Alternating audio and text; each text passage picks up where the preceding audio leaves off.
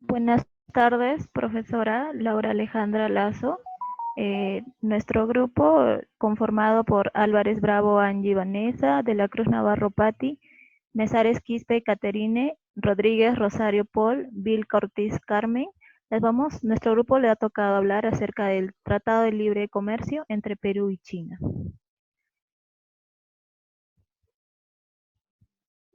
Empecemos con los aspectos generales. ¿Cómo es que se formó este tratado? Aquí pueden ver como un resumen, una línea de tiempo que les voy a ir explicando uno a uno. Empecemos con el año 2006, que se da una reunión con el ministro de China en noviembre, justo en la misma semana de los líderes de la PEC, quien era nuestra ministra de Comercio, era en ese tiempo Mercedes Arau, y ahí es donde se propuso formalmente la negociación de un acuerdo comercial entre ambos países. Continuando, en febrero del 2007, bueno, ambos ministros acordaron que se iba a realizar el estudio de conjunto de factibilidad. ¿En qué consistía esto? En que era un paso previo a la negociación para el Tratado de Libre Comercio. ¿Qué se analizarían? Las tendencias recientes del comercio bilateral e inversiones, identificar posibles barreras que afecten al comercio actual de bienes y servicios, estimar el impacto de la liberalización arancelaria entre ambos países y elaborar sobre todo las recomendaciones para profundizar las relaciones económicas bilaterales.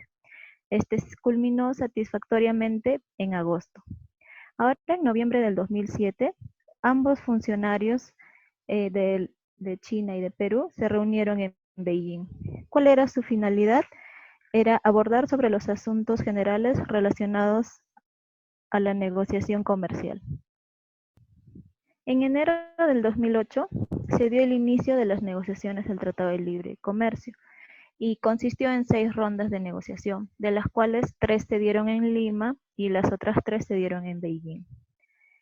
El 28 de abril del 2009, la ministra de Comercio Exterior, en ese tiempo, como les mencioné, Mercedes Arauz, y el viceministro de Comercio de China, Yi Xiaozun, se da la suscripción del Tratado de Libre Comercio entre Perú y China. Y el 1 de marzo del 2010 es que entra en vigencia este tratado. Mi nombre es Catherine y yo le voy a hablar sobre las disposiciones iniciales. Este tratado tiene 6 objetivos. El primero es fomentar la expansión y diversificación del comercio entre ambas partes. El segundo es eliminar los obstáculos de comercio en bienes y servicios y que se pueda facilitar el movimiento fronterizo entre ambas partes. El tercero es promover una competencia justa entre ambos mercados. El cuarto objetivo es crear nuevas oportunidades de empleo. El quinto es crear un marco para profundizar la cooperación bilateral, regional y multilateral a fin de poder expandir y mejorar los beneficios de este tratado. Y el sexto es proporcionar un foro y un enfoque para la solución de controversias de manera amigable entre ambas partes. Ambas partes de este tratado han establecido un área de libre comercio de acuerdo al Acuerdo General sobre Aranceles Aduaneros y Comercio y también de acuerdo al Acuerdo General sobre el Comercio de Servicios.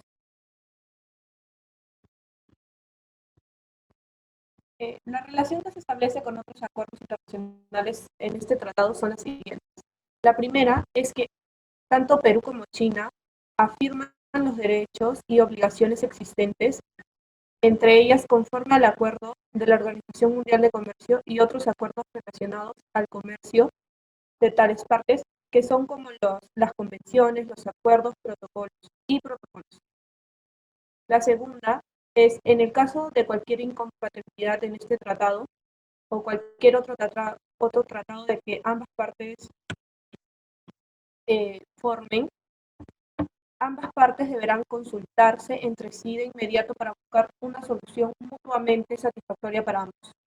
Y el tercero es, si cualquier disposición del acuerdo de la OMC que las partes han incorporado a este tratado es enmendada y aceptada por ambas partes, ante la OMC, dicha enmienda se entenderá automáticamente incorporada a este tratado. En la extensión de obligaciones, cada parte se asegurará de que se tomen todas las medidas necesarias para dar efecto a las disposiciones de este tratado dentro de sus respectivos territorios, ya sea gubernamentales, locales, regionales. Las definiciones generales que se encuentran dentro de este tratado son las siguientes. Tratado significa Tratado de Libre Comercio entre el Gobierno de la República del Perú y el Gobierno de la República Popular China. La comisión significa Comisión de Libre Comercio establecida bajo el artículo 170 de la Comisión de Libre Comercio del capítulo 14. La autoridad aduanera es la autoridad de la parte que es legalmente responsable de la administración y observancia de las leyes y regulaciones aduaneras. El arancel aduanero incluye a cualquier derecho o cargo de cualquier tipo de impuesto. El acuerdo de valoración aduanera es el acuerdo relativo a la aplicación del artículo 7 del Acuerdo General sobre Aranceles Aduaneros y de Comercio firmado en 1994. Con días nos referimos a los días calendario existentes, es la vigencia en la fecha de entrada en vigor de este tratado. GATS es el Acuerdo General sobre el Comercio de Servicios. GATT de 1994 es el Acuerdo General sobre Aranceles Aduaneros y de Comercio de 1994. Mercancías de una parte se refiere a los productos domésticos o tales bienes según sea acordado por las partes e incluye bienes originarios de esta parte.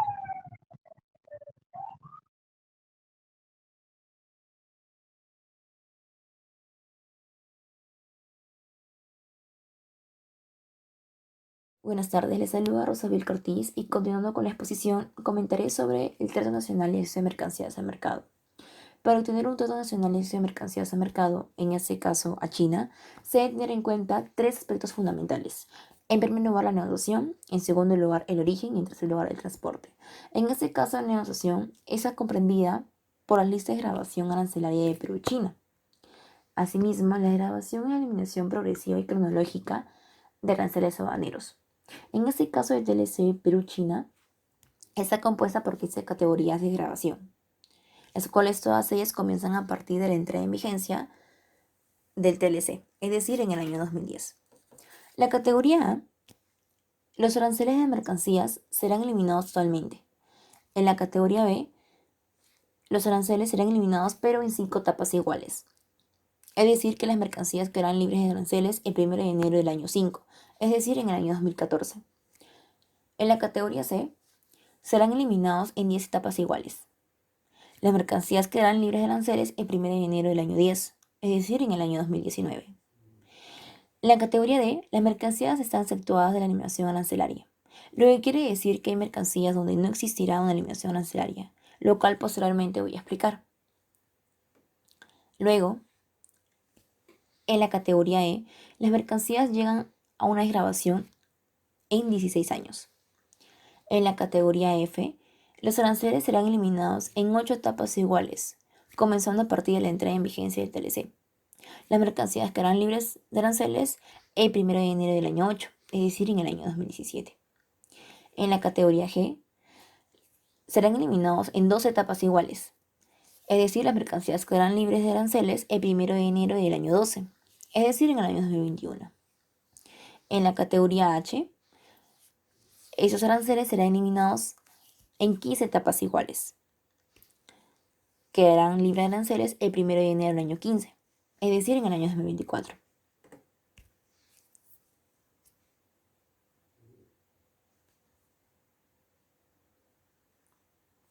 Luego, en la categoría I, los aranceles serán eliminados en 17 etapas iguales, lo que quiere decir que quedarán libres de aranceles el 1 de enero del año 17, es decir, en el año 2026.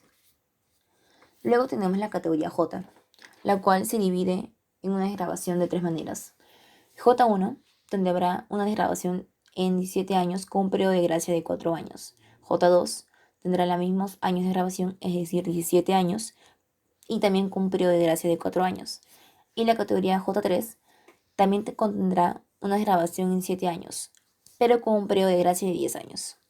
En la categoría K, los aranceles serán eliminados como sigue comenzando a partir de la entrada en vigencia del TLC. Las mercancías quedarán libres de aranceles el 1 de enero de 2015. Y luego con la categoría L continúa de la misma manera. Eso quiere decir que también van a ser eliminados a partir de la entrada en vigencia del TLC, lo cual quedarán libres de aranceles el 1 de enero de 2015.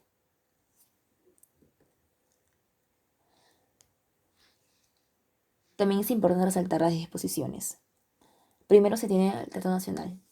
Se efectúa de la aplicación de este principio a las medidas del Perú que impone a productos usados como ropa y calzado, vehículos automotores y sus partes, neumáticos y maquinaria cuya fuente de energía es radioactiva.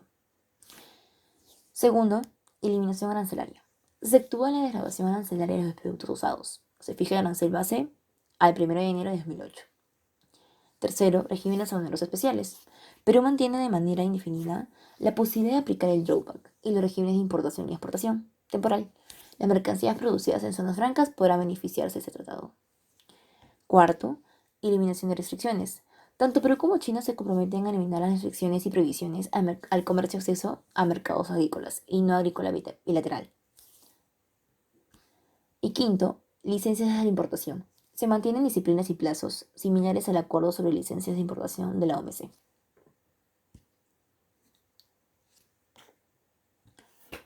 En segundo lugar tenemos origen, donde comprenden las mercancías originarias. Esas mercancías originarias se clasifican de tres maneras: las totalmente obtenidas, las obtenidas a partir de materiales originarios y las producidas a partir de materiales no originarios. En las totalmente obtenidas, es una mercancía de reino animal, vegetal o mineral y que es exportada a su estado natural. Como se ve en el ejemplo, se tiene la uva sembrada y cultivada y cosechada en el Perú, el cual posteriormente va a ser exportada a China. En mercancías obtenidas a partir de materiales originarios. Es aquella mercancía que es producida en el Perú o China, utilizando únicamente materiales originarios de dichos países. En este ejemplo de hilado de algodón fabricado de algodón peruano y tinte peruano, se tiene que, en primer lugar, la fibra de algodón natural es peruana. Luego los colorantes son peruanos. Van a pasar por un proceso productivo para poder así obtener el hilado de algodón teñido, lo cual será exportada a China. Y para concluir, tenemos las producidas a partir de materiales no originarios. La mercancía es producida en el territorio de Perú, China, utilizando por lo menos un material originario, es decir, procedente de un país distinto al Perú, China. Es importante resaltar de que en esta clasificación se tiene al salto de clasificación arancelaria, al valor de contenido regional y a requisitos técnicos. En este caso el ejemplo es de salto de clasificación arancelaria, ya que se tiene como producto exportado al jugo de manzanas, ¿no? El cual las manzanas son frescas y son de Perú, y el azúcar es proveniente de Colombia. En este caso hay un salto de clasificación arancelaria, el cual va a prevalecer las manzanas, es decir, del Perú, y es por eso de que se puede exportar a China, acogiéndose así a una preferencia arancelaria. Y en tercer punto tenemos el transporte, que vendría a ser la expedición directa. Para que las mercancías originarias mantengan su condición de originarias, deben ser dos puntos importantes: transportadas directamente entre las partes, en este caso Perú y China, sin pasar por el territorio de un país no parte, y transportadas directamente en tránsito a través de uno o más países no parte del acuerdo.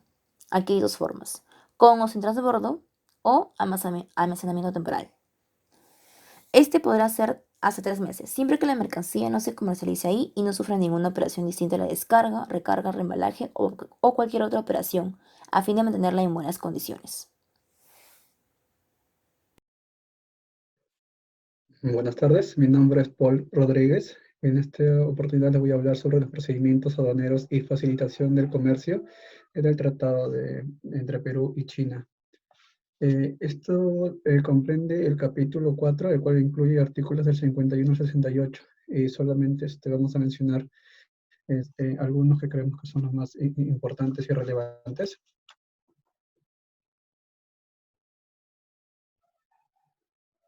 El artículo 53, autoridades competentes. Bueno, acá nos comenta sobre los entes que se encargan, bueno, que son los que hicieron, negociaron el TLC, en el caso de Perú es el MINCETUR, el Ministerio de Comercio Exterior y Turismo, y para el caso de China fue la Administración General de Aduanas de la República Popular de China.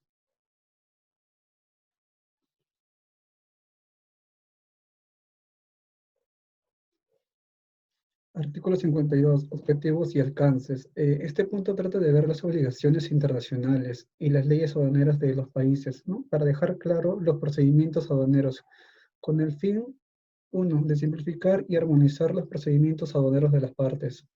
Dos, asegurar la transparencia en la aplicación de las leyes aduaneras, incluyendo procedimientos administrativos de las partes. Tres, asegurar eficiente y expedito despacho de mercancías y movimiento de medios de transporte.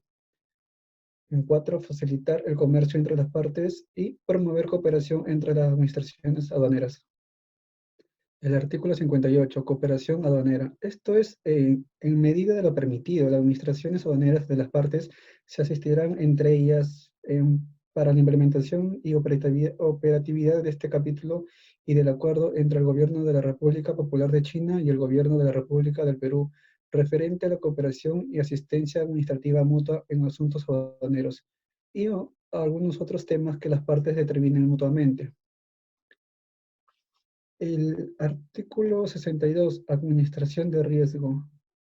Cada administración aduanera de forma independiente debe focalizar recursos en maquinarias para mercancías de alto riesgo, maquinarias, e implementar sistemas de contrarriesgos, ¿no? Y posterior a ello hacer el intercambio de información de los temas tocados. Artículo 63, publicación y puntos de contacto. 1. Cada administración aduanera publicará todas sus leyes aduaneras y cualquier procedimiento administrativo que se aplique o se ponga en vigencia. 2. Cada administración aduanera designará uno o más puntos de consulta para atender preguntas de personas interesadas de cada parte en materia aduanera y o sobre la implementación del propio tratado. 3. Cada administración aduanera se esforzará por notificar oportunamente a la administración aduanera.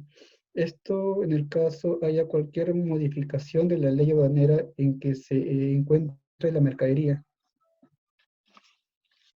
Artículo 65. Despacho de mercancías. Cada parte debe tener procedimientos eficientes y expeditos que permitan el despacho de mercancías dentro de las 48 horas de su arribo. Todo esto a menos que, uno, el importador no cumpla con entregar cualquier información requerida por la parte importadora al momento de la primera entrada. Las mercancías serán seleccionadas para la inspección física por la autoridad competente de la parte importadora a través de la aplicación de técnicas de manejo de riesgo. Artículo 66. Revisión de los procedimientos aduaneros. Periódicamente, cada administración aduanera revisará sus procedimientos, ¿no? Con la visión de simplificar algunos procedimientos que ayuden a las partes a facilitar el flujo comercial. 2. Cada administración aduanera revisará regularmente el cumplimiento de la efectividad y eficiencia de su sistema de riesgo a fin de armonizar la aplicación de las medidas de control de riesgo en las aduanas. Artículo 67. Consultas. Cada administración aduanera podrá en cualquier momento consultar con la otra administración aduanera sobre cualquier materia de este capítulo, que es el capítulo 4. Las consultas serán, aparte, en el artículo, ahí contamos con un artículo 63, en el cual se mencionaron los puntos de contacto. Estas consultas serán canalizadas por puntos de contacto, el cual tienen 30 días para responder. El artículo 68, implementación. Este artículo nos habla en qué momento se hará efectivo el artículo 60 y el 65. El 60, que son resoluciones anticipadas, entrará en vigencia 3 años después de la fecha de entrada en vigencia de este tratado. Y el artículo 65, que es el despacho de mercancías, entrará en vigencia 1 año después de la fecha de entrada en vigencia de este tratado. Bueno, para seguir con la exposición, me toca hablar lo que es la lista de exportaciones. Bueno, como ya sabemos, entre Perú y China, China ocupa el primer lugar de destino de las exportaciones peruanas. Así que en lo que es la lista de exportaciones existen demasiadas descripciones, productos, lo que se exporta. Así que hemos agarrado un pequeño ejemplo. Al efecto de poder comprender el contenido de las listas, se presenta el siguiente ejemplo, que complementa con los animales vivos. Vemos aquí donde se encuentra la clasificación arancelaria de la mercancía a 8 dígitos. Si se exporta a China, se utilizará la clasificación china. Si se importa al Perú, la peruana. En lo que es la descripción, es de la mercancía que corresponde a la clasificación arancelaria. Lo que es en la base, en el arancel base, sobre el cual se aplica la preferencia arancelaria. Aquí hay una nota. En lo que es en la clasificación arancelaria, los 8 dígitos no siempre es la misma entre Perú y China. En los 6 primeros sí y los 2 últimos no. En qué es la categoría, vemos que existe lo que hay el A y el C, lo que está en el cuadro. Lo que es el A, los aranceles de la mercancía serán eliminados totalmente a partir de la entrada en vigencia en este tratado. En lo que es el C, los aranceles serán eliminados en 10 etapas iguales, comenzando a partir de la entrada en vigencia del TLC. Bueno, aquí vemos una tabla de exportaciones a China. El Perú exporta principalmente minerales, es el 86%. El cobre cubre lo que es 69, hierro el 7, y entre otros el plomo, el zinc y el oro. Y productos pesqueros con el 11%. Harina de pescado 8, pota 2 y otros aceites de pescado, algas y ovas. En el segundo vemos que la exportación de China ha crecido notablemente en los últimos años, consiguiendo el récord en el 2019, gracias a los hidrocarburos, que tienen el 29% positivo, bienes agropecuarios el 15% positivo, mineros el 2% positivo y pesqueros. Otra tercera anotación es el crecimiento de la minería acató las mayores ventas de oro y plomo. En lo que es el oro es el 113% positivo y en lo que es el hierro es el 100%, que compensaron las menores ventas de cobre, que es algo negativo, el menos 3%, bien que representa el 69% del total exportado. Bueno, explicaremos un poco lo que es el certificado de origen.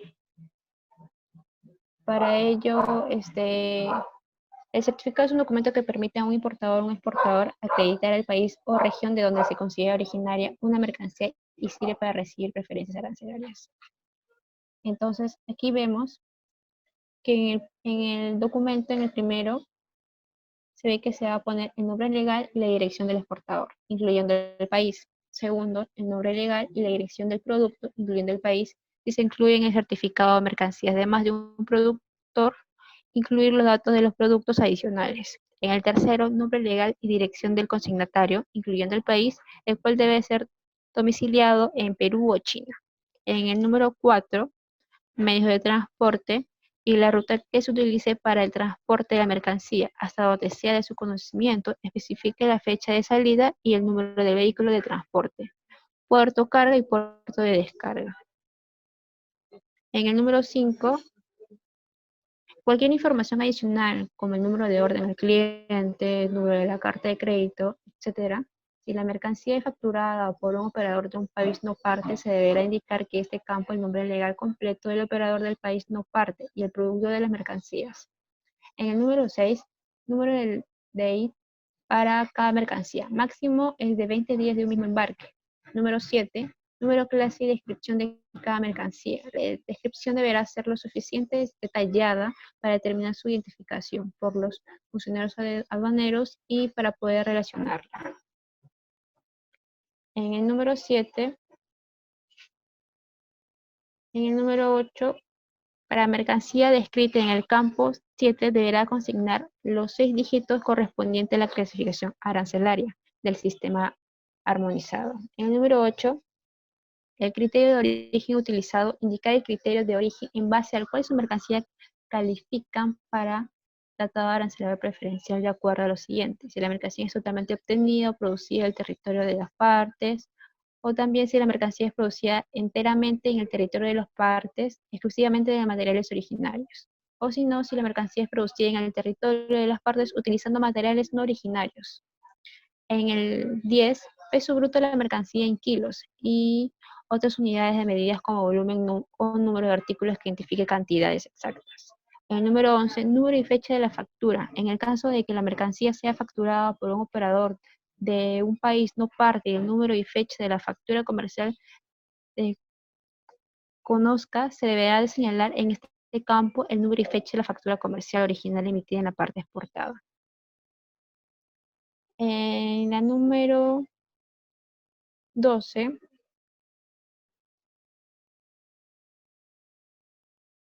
valor facturado. En el caso de que una mercancía sea facturada por un operador de un país no parte y el valor facturado sea desconocido, se deberá indicar en este campo el valor facturado de la factura comercial original.